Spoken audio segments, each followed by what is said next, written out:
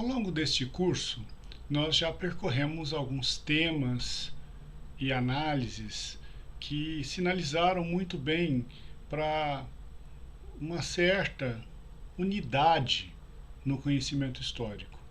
Ou seja, temas e análises que apontam para aquilo que os historiadores, todos eles, ou quase todos, têm em comum, né, para aquelas características gerais que marcam a prática desses acadêmicos.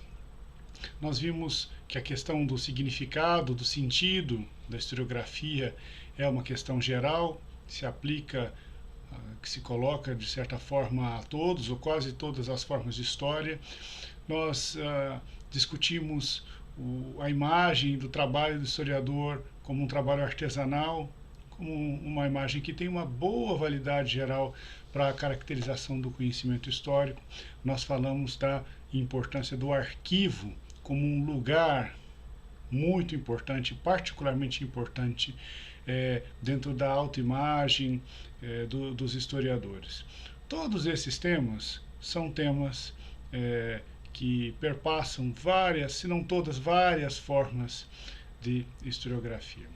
Bem, eu disse a vocês no começo do curso que essa análise de propriedades, características mais gerais da história seria exatamente aquilo que nós faríamos na unidade 1. Nós encerramos a unidade 1 há pouco e vamos agora iniciar a segunda unidade, a segunda e última unidade deste curso, onde o nosso propósito é precisamente o de fazer o caminho inverso. Ou seja, nós vamos colocar agora em primeiro plano a diversidade, a pluralidade das formas de se fazer história, certo? Então, nós vamos agora tentar mostrar que, quando nós falamos de história, coisas muito distintas podem entrar em jogo, de acordo, por exemplo, com o tipo de objeto que se escolhe, ou com o gênero de história que se quer escrever, ou com o contexto da própria análise.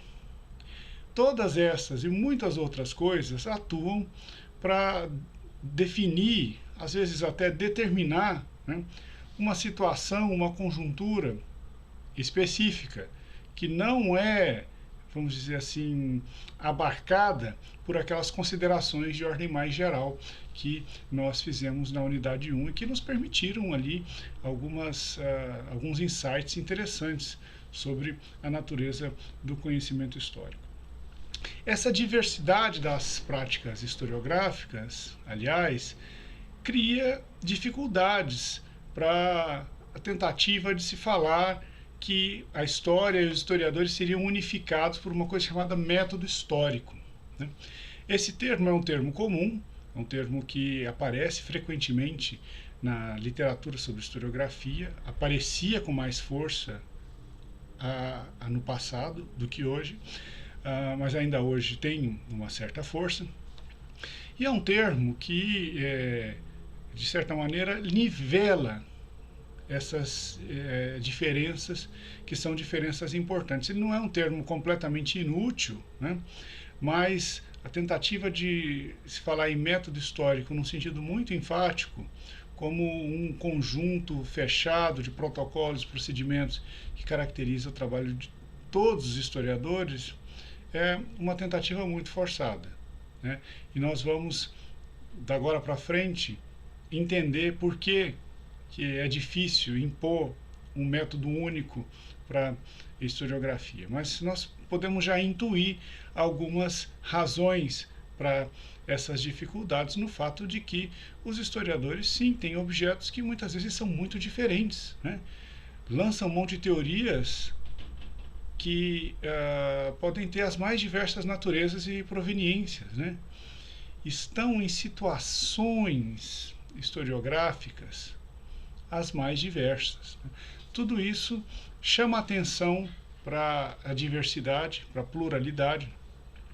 E essa dimensão, essa característica plural das formas de conhecimento histórico é algo que muito frequentemente não é devidamente enfatizado, mesmo na boa literatura acerca da historiografia, mesmo entre os principais expoentes da tradição da teoria da história nos dias de hoje. Me parece que essa é talvez a principal lacuna dos estudos historiográficos desde sempre, né? E acho que é preciso compensar essa lacuna cada vez mais, chamando a atenção para as diferenças e para a pluralidade das práticas que se abrigam sob o manto, sob essa etiqueta tão complexa que é a etiqueta da história. Então, nosso propósito agora, nessa aula de hoje e ao longo da última unidade do curso, vai ser precisamente o de ilustrar a diversidade do campo historiográfico. Bem, nós podemos fazer isso de múltiplas formas. Eu próprio vou apresentar um modelo que eu tenho tentado desenvolver ao longo das aulas nos últimos semestres, nos últimos anos, nesse curso de Introdução à História. Mas eu queria, antes de chegar ao meu modelo analítico, apresentar um outro modelo que me parece muito interessante, que é um dos raros exemplos de análise que tenta dar conta dessa pluralidade que eu acabei de dizer para vocês, me parece tão importante para um conhecimento, uma boa reflexão sobre história e historiografia. Essa análise consta de um texto relativamente recente de um autor holandês chamado Herman Paul, chamado Historicismo Fraco. Esse texto foi publicado em versão em língua portuguesa num periódico chamado História da Historiografia, há uns poucos anos. O texto do Paul nos oferece uma boa entrada no tema da pluralidade da historiografia. Paul argumenta nesse texto que os historiadores, ao escreverem história, precisam articular o que ele chama de virtudes epistêmicas, ou seja, eles devem ter determinadas qualidades ou competências de natureza intelectual, como, por exemplo, cuidado com a exatidão das informações, ou poder de síntese, ou então empatia, ou ousadia intelectual, ou generosidade para com a literatura secundária. Ou seja, os historiadores devem dispor de virtudes epistêmicas para cumprir bem o seu ofício de compreender o passado. Ocorre, e é esse o ponto que me parece muito interessante no argumento do Herman Paul, que a importância dessas diferentes virtudes epistêmicas é frequentemente variável em função de diversas circunstâncias. Tá? Ele chama a atenção para o fato de que os historiadores, ao pesquisar e escrever história, fazem-no dentro de situações historiográficas específicas. Eles escrevem textos que podem ser endereçados aos especialistas, ou seja, a um grupo relativamente pequeno, escrevem textos que podem ser endereçados ao público em geral, ou seja, uma comunidade larguíssima, né? Eles pesquisam em função de certas definições de problema que podem apontar para objetos de natureza muito, muito diferente, né? E, além disso, os historiadores pesquisam e escrevem tendo que levar em conta uma tradição de estudos pregressos acerca dos seus respectivos temas, que às vezes vai ser mais, às vezes menos desenvolvida. Ou seja, o estado da arte, da literatura secundária, à disposição de um analista histórico, de alguém que faz uma análise histórica, é também variável. Há temas que já foram muito visitados e há temas que estão sendo explorados pela primeira vez. E isso tem um impacto no tipo de virtude intelectual que é colocada em primeiro plano, portanto, gerando uma situação ou situações historiográficas que são, diz o argumento do Paul, específicas. Essa maneira de colocar o problema dá conta, de uma forma que me parece bastante inteligente, da diversidade das práticas historiográficas. Ora, pensem comigo. Se o meu objetivo é escrever uma biografia de uma figura política conhecida como Napoleão ou Hitler, Eu estou lidando primeiro com a vida de uma pessoa, esse, digamos, o meu objeto, a vida de uma pessoa particularmente importante, de um líder político. E, em segundo lugar, estou lidando com um tema que já foi visitado e revisitado centenas de vezes por outros estudiosos, ou seja, eu tenho de lidar com uma tradição de estudo já bastante consolidada. Essa situação não se aplica a todos os tipos de estudo feitos pelos historiadores. Por exemplo, há um trabalho sobre a história da arborização das ruas de Brasília, certamente tem de se haver com uma literatura pregressa muito menor. A quantidade de pesquisa primária que é preciso ser feita para que o trabalho seja minimamente viabilizado é enorme, né? Para além disso, árvores são obviamente diferentes de pessoas, né? E um estudo sobre a arborização tem de dar conta dessa circunstância e pede, portanto, virtudes que são distintas. Então, numa história da arborização de Brasília, é preciso ter uma grande dose de ousadia intelectual. O acadêmico que faz esse estudo está desbravando um território, digamos assim, mal conhecido, né?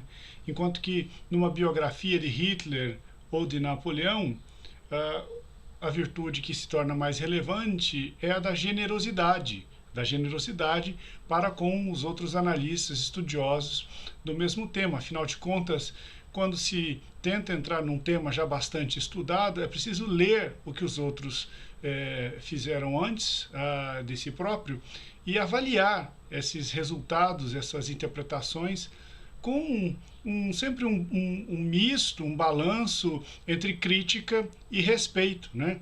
E aí a virtude da generosidade é uma virtude que encontra um lugar bastante propício. Ao passo que, de novo, no estudo sobre a arborização de uma cidade como Brasília, essa virtude da generosidade não tem lugar, porque, afinal de contas, ela se aplica a uma literatura secundária que ainda não existe, né? Vejam, nós estamos aqui brincando um pouco com com os pesos relativos das virtudes epistêmicas para mostrar que, de acordo com a situação concreta em que um determinado estudo histórico é feito, virtudes diferentes têm predominância, são chamadas a uma posição de predominância. E o argumento do Paul é muito bom ao chamar a atenção para essa circunstância, né? Mas ele não é a única maneira de ilustrar a diversidade do campo historiográfico. Eu penso que há uma maneira ainda mais simples, que não precisa recorrer a essas disposições subjetivas complexas que tentam ser conceituadas na forma de virtudes epistêmicas. Nós podemos olhar para coisas muito essenciais, demarcações muito básicas, que são feitas em todo livro, em todo texto de história, e tentar enxergar nessas demarcações certas categorias fundamentais que já sinalizam para a pluralidade das práticas, métodos, abordagens presentes dentro do campo historiográfico.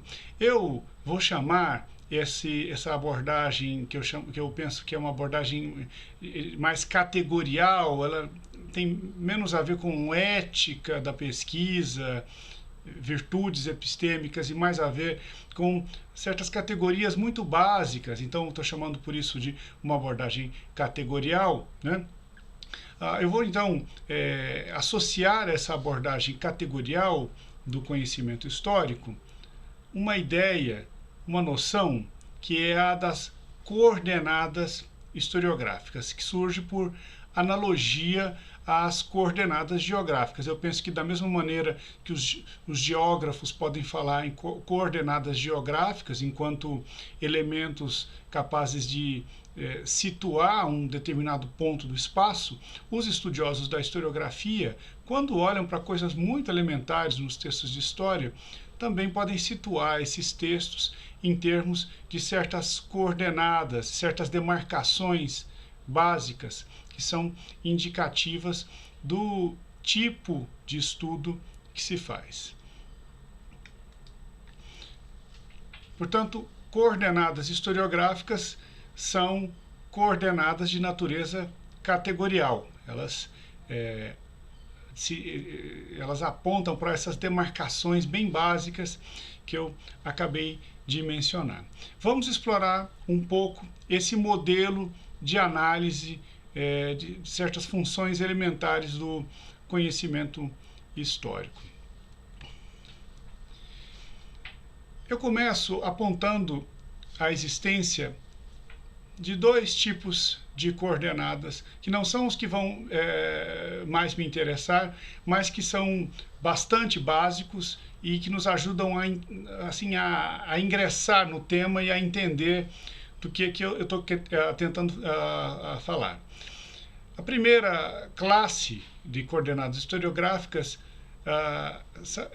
são as coordenadas temporais.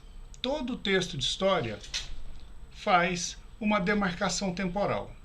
Todo texto de história fala de um determinado bloco de tempo.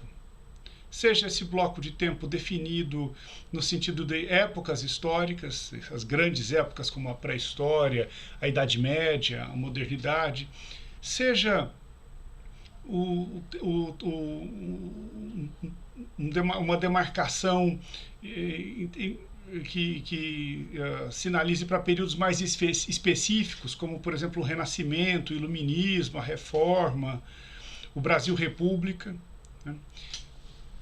Seja na situação em que um texto de história aponta para períodos cronológicos de natureza mais artificial, mais numérica, por exemplo, século XX, ou 1922 a 1925, como praxe acontecer nos subtítulos de livros de história, certo? Mas todo livro de história, todo texto escrito por um historiador é feito a partir de uma demarcação de tempo, né?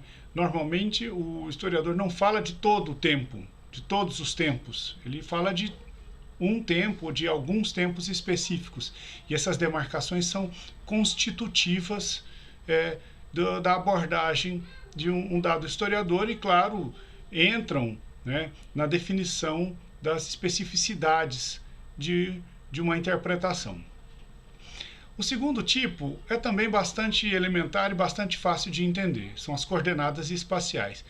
Todo texto de história fala da história de um determinado lugar, né? Seja esse lugar uma localidade bastante concreta, né?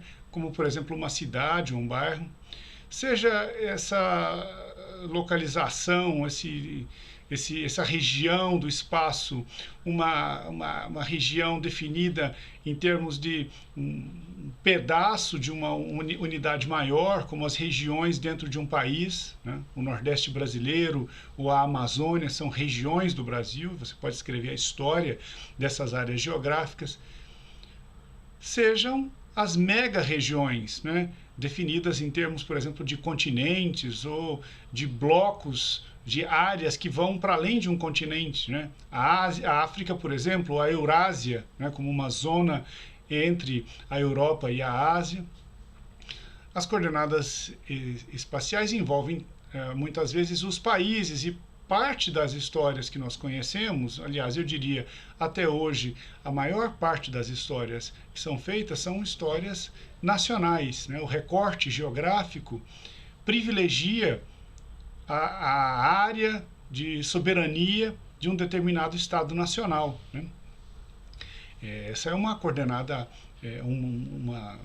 vamos dizer assim, uma derivação, uma articulação das coordenadas espaciais que é particularmente usada na historiografia até hoje, ainda que há várias décadas esse enfoque exclusivo, privilegiado no Estado-nação, seja sujeito a várias críticas. Mas é possível fazer também história em escala planetária, né? O nome desses projetos de uma história que abrange espaços muito grandes ou vários espaços diferentes em perspectiva frequentemente comparada, é história global, história mundial, história geral, história universal, história comparada. Cada um desses termos, é claro, tem uma certa bagagem, alguns são mais ligados assim a projetos de conhecimento saíram de moda, outros têm um apelo, vamos dizer assim, mais moderno, mais contemporâneo, como é o caso da história global, que é uma etiqueta hoje com algum apelo entre esses historiadores que querem lidar assim, com espaços vastos ou até com uma história em escala planetária. Mas o fato é que toda a história é feita com base em algum tipo de demarcação espacial, né? Pensem nos exemplos que eu arrolei aqui na parte de baixo da apresentação.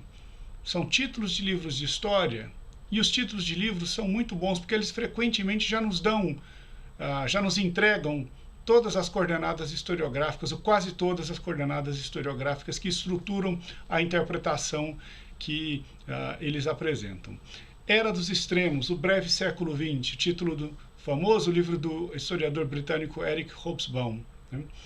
É um título que já nos dá ali uma ideia da demarcação cronológica no século XX. Nós sabemos bem que o século XX do Hobsbawm não é exatamente um século cronológico, porque, afinal de contas, nessa ideia do breve século XX, estava ali uma demarcação entre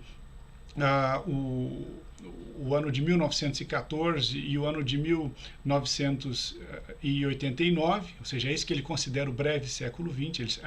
Ele apresenta, ele faz uma proposta interpretativa em que o século XX ganha uma unidade que é própria a esse intervalo mais restrito, né, que vai de 14 a 89. Para ele, o século XX, a unidade do século XX está dada nesse intervalo. Mas mesmo assim, nós vemos aqui claramente uma demarcação temporal. Esse só é o ponto que eu pretendo ilustrar aqui. Não a diferença entre o século XX cronológico e o breve século XX do Hobsbawm, que é uma jogada interpretativa interessante, que ele conseguiu metaforizar bem no seu título, mas isso nos interessa menos. O que interessa mais, em primeiro lugar, é ver que no próprio título da obra, já está dada a demarcação temporal. Está dada também, por implicação, uma certa demarcação espacial. Afinal de contas, quando ele fala em breve século XX, ele está enunciando aqui a pretensão de uma certa história global. Tá? Ele não fala só de um país, ele não fala só de um continente, ele fala de vários países, de vários continentes.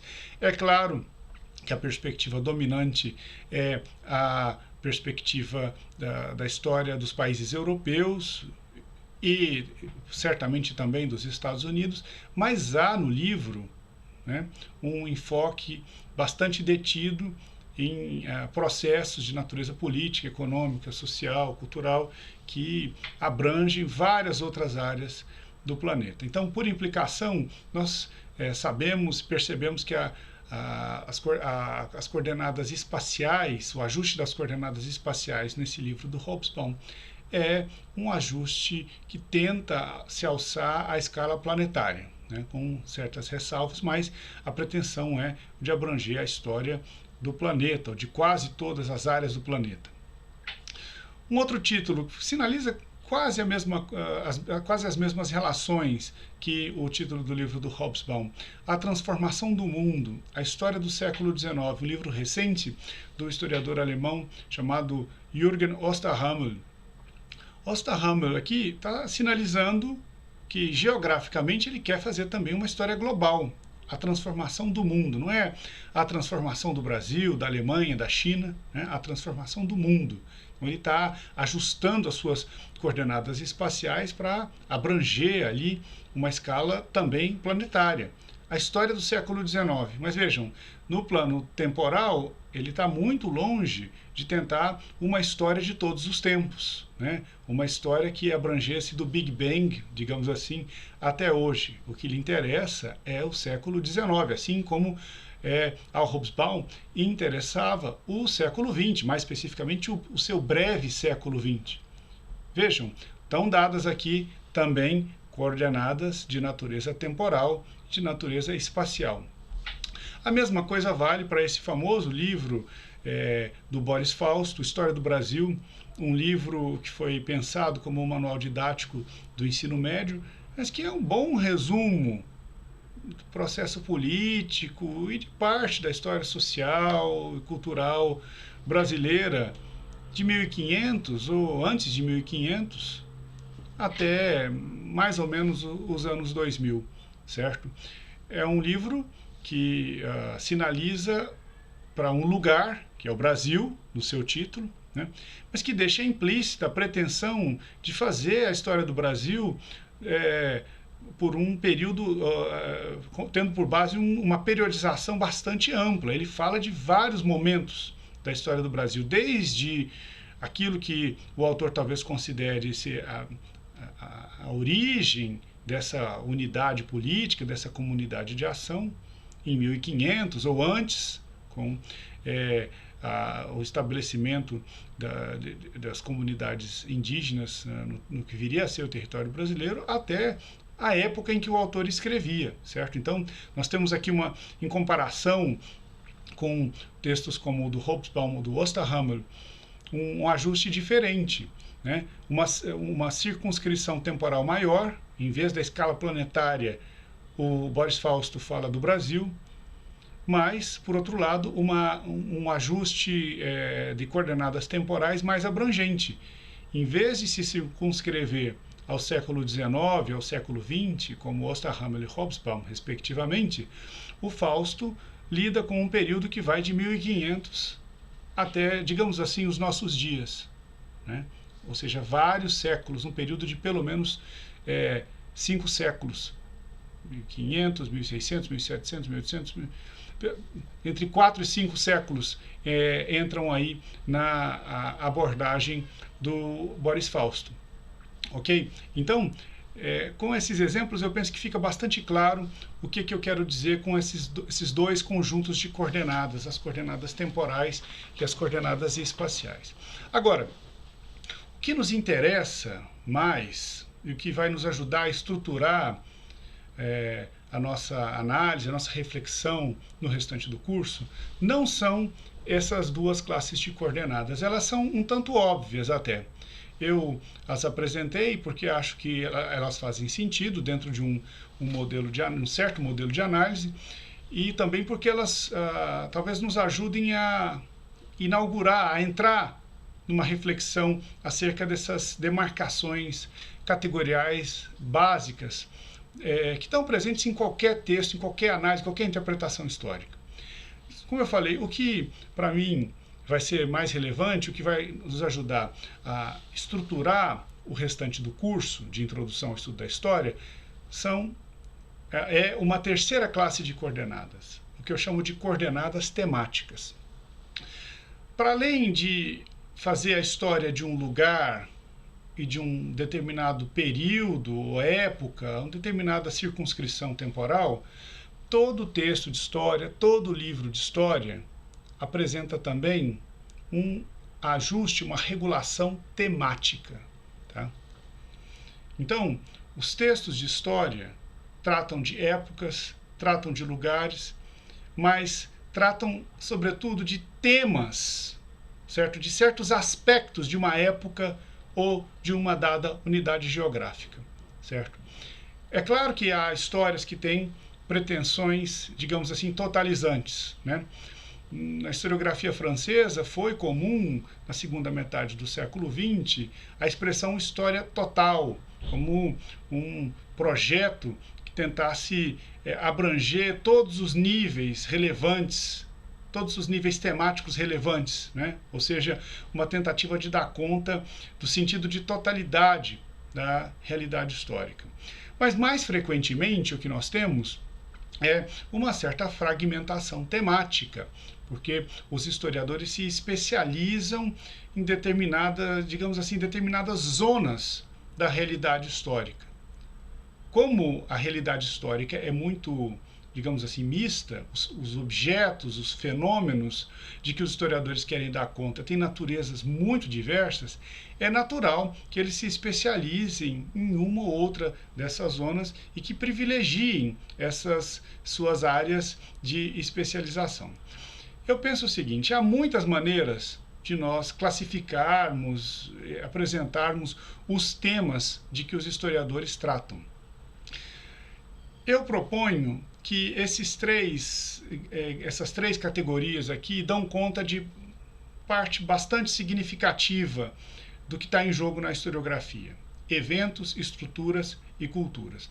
Do ponto de vista temático, portanto, eu acho que faz bastante sentido nós pensarmos que as histórias ou lidam com eventos, ou lidam com estruturas, ou lidam com isso que eu vou chamar e explicar daqui a pouco de culturas. É claro que, muito frequentemente, uma mesma história oscila entre esses níveis, certo? Mas, mais frequentemente ainda, uma história privilegia um deles enquanto aquele que lhe interessa mais, e mais do que isso, aquele ao qual ela atribui um peso explicativo maior, certo? Então, a diferença entre os tipos de história do ponto de vista temático não é uma diferença absoluta, assim, de tal maneira que uma história que lidasse com eventos simplesmente omitisse, negligenciasse as estruturas, né? Muitas vezes, histórias que privilegiam eventos também falam de estruturas, mas tendem a atribuir um peso e explicar. Na hora de explicar os eventos, por exemplo, costuma dar um peso menor às estruturas. É esse o ponto fundamental para nós rompermos um pouco com, por mais que nós tenhamos aqui um esquema, nós temos que romper um pouco com o esquematismo, né? E o esquema pode nos induzir a pensar que as práticas historiográficas são muito fechadinhas, muito mais do que elas efetivamente são. Bom, nós temos aqui então como coordenadas, categorias temáticas básicas: eventos, estruturas e culturas, né? Eventos são ações ou interações de natureza singular. O evento, por definição, só acontece uma vez, certo? Um evento é sempre singular, é sempre diferente de outro evento, certo? Os eventos perfazem o domínio da singularidade histórica. A maior parte das histórias que lidam, em primeiro plano, com acontecimentos políticos, bélicos, militares, culturais, científicos, histórias que falam de guerras, histórias que falam de negociações, processos políticos, histórias que falam que contam a trajetória de determinados atores culturais, escritores, pintores, e que descrevem, apresentam o que esses atores culturais fizeram, histórias que contam a evolução de tradições científicas com base no enfoque das realizações dos grandes cientistas. Histórias desse tipo, além das biografias, né, são histórias de eventos, certo? As estruturas representam uma classe de fenômenos históricos bastante diferente, certo? Em primeiro lugar, quando nós falamos de estruturas, nós estamos falando de elementos, digamos assim, da realidade histórica, que tem um caráter geral, repetitivo. As estruturas são as mesmas para muita gente por um determinado período do tempo, pelo menos, certo? Estruturas são, então, os elementos, ou são um dos elementos repetitivos na realidade histórica. Eles têm um caráter geral. As estruturas funcionam basicamente como condicionantes externos à ação das pessoas do passado, né? Quando nós falamos de estruturas, nós temos em mente padrões de relação social, padrões econômicos e demográficos, padrões ligados ao cotidiano e aos costumes. Tudo isso funciona como um conjunto de condicionantes que forma mais ou menos o cenário social e econômico dentro do qual as pessoas no passado e no presente agem, né? É decisivo para a definição das estruturas como condicionantes externos, a circunstância de que as pessoas não constroem esses padrões muito conscientemente. Eles são produto, digamos assim, do desenvolvimento, da evolução ou da involução histórica, são o produto do tempo histórico e funcionam como dados, certo? Que conformam o cenário dentro do qual as pessoas agem. O terceiro conjunto categorial que aponta para uma classe de fenômenos, digamos assim, pelos quais os historiadores se interessam, é chamado de culturas, pelo menos o nome que eu lhes dou aqui no contexto desse modelo analítico. As culturas são padrões internos de interpretação do mundo. Tá? Então eu estou chamando de cultura tudo que tem a ver com padrões internos de interpretação do mundo, tudo que tem a ver com a maneira como as pessoas interpretam, leem, né, o mundo em que elas vivem e a si mesmas, certo? Então, percepções, autopercepções, representações, maneiras de olhar para as coisas, tudo isso está envolvido dentro desse conceito amplo de cultura. Esses padrões culturais também têm um caráter geral e repetitivo. Não tem um caráter universal, entende? Não há, assim, a necessidade de pressupor que existam padrões culturais que valham para todas as épocas. Nós não precisamos disso. Mas esses padrões têm, sim, uma validade geral no contexto de uma época ou de várias épocas, certo? A cultura, os elementos culturais não são propriedade de um só indivíduo. Tá? Eles, claro, foram produzidos ou incentivados, estimulados por indivíduos, mas eles têm também uma dimensão social, né? Na medida em que são padrões gerais que conformam não só as possibilidades de percepção, autopercepção, representação, autorrepresentação, mas também as estruturas que possibilitam a comunicação humana. Então, a cultura é, por definição, social, no sentido assim da oposição individual versus social. O cultural, nesse sentido, é também social, né? E pertence a esse domínio dos padrões internos da interpretação do mundo.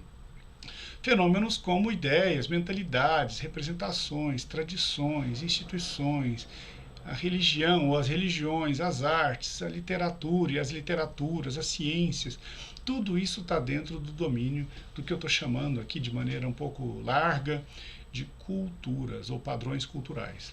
Onde é que está a diferença em relação a o que eu chamei de estruturas? Bom, a diferença fundamental é que os padrões culturais, eles não são exatamente inconscientes, como o são boa parte dos padrões sociais. Por exemplo, uma conjuntura, uma determinada estrutura econômica frequentemente condiciona a vida das pessoas e vai continuar condicionando sem que as pessoas tenham consciência desse condicionamento, certo? Frequentemente, as pessoas vivem num horizonte de relações econômicas que determina, codetermina, ajuda a influenciar as possibilidades das ações delas.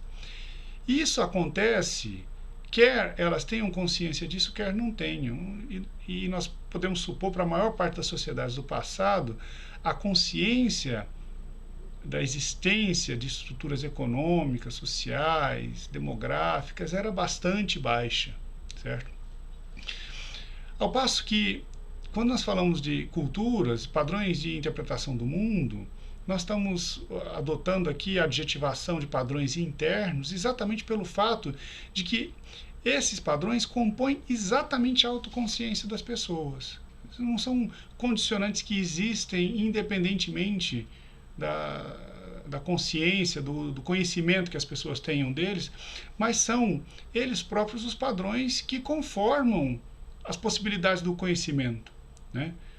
um dos padrões culturais mais relevantes, que até ficou de fora da lista, que vocês têm aí na tela, é a própria linguagem, são as linguagens, né? A linguagem é um elemento cultural decisivo, e sem a linguagem é difícil, é impossível conhecer, representar, fazer sentido da experiência que as pessoas têm, não é verdade? Então, os elementos culturais são elementos, são padrões gerais de caráter interno, exatamente pelo fato de que eles constituem, são constitutivos da autoconsciência que as pessoas que agem, né, digamos, na realidade histórica, podem ter do mundo, de si mesmas. Isso, para mim, é uma diferença decisiva. Então, nós temos aqui um modelo que aponta esses 3 níveis temáticos, né, que explica um pouco o que esses 3 níveis querem dizer e onde é que eles se diferenciam um do outro. E nós podemos dizer que os 3 grandes domínios da historiografia, né, correspondem bastante bem, com alguns problemas, é claro, mas correspondem bastante bem a essa divisão da realidade histórica em eventos, estruturas e culturas. Se nós pensarmos que esses 3 grandes domínios da historiografia são a história política, a história social, socioeconômica e a história cultural, nós vamos ver que cada uma dessas etiquetas dá conta bem de cada um desses níveis da realidade histórica. É claro que isso é só um esquema, né? Afinal de contas, há muita história de eventos que não é história política. Você pode ter história de eventos, uma história que privilegie o estudo de eventos, e em que esses eventos não são de natureza política, são eventos de natureza literária, científica, certo? Então, há aqui cruzamentos importantes. Você tem biografias, que são basicamente narrativas acerca do que um determinado personagem, uma pessoa real do passado, viveu, experimentou, da trajetória dessa pessoa, que pode ser, por exemplo, um literato, pode ser um cientista, e que, portanto, vai relatar acontecimentos, muitos dos quais não vão ter nada a ver com a vida política, certo? Mas, feita essa ressalva e outras que se podem fazer também, nós podemos colar, vamos dizer assim, nessa distribuição aqui das coordenadas temáticas, essas 3 grandes etiquetas que sinalizam para 3 grandes tradições historiográficas: a história política, a história social e a história cultural. Eu quero mostrar para vocês como é que essa